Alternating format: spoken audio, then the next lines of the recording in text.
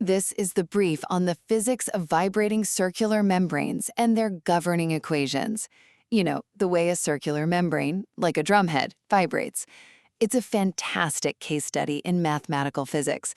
It shows us how the rules we set at the very edge of the drum completely determine the wave patterns we see. Okay, first up, the boundary condition. That's just how the rim of the drum is held in place, and it's absolutely critical.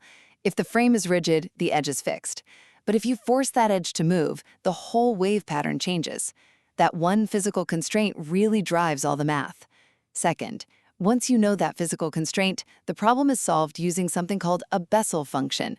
Think of it as the go-to tool for finding stable waves on a circular surface. The drum's natural vibration patterns are basically locked in. They can only exist at points where this Bessel function equals 0. That's what defines the allowed modes.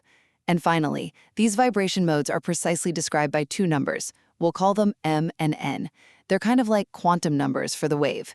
The first number, m, tells you how many straight lines, or diameters, you'll see where the membrane doesn't move. The second, n, tells you how many stationary circles you'll find. Together, they map the exact geometric shape. So really, the geometric patterns of a drumhead are a direct result of its boundary conditions, mathematically pinned down by the zeros of the Bessel function and mapped out by those nodal diameters and circles.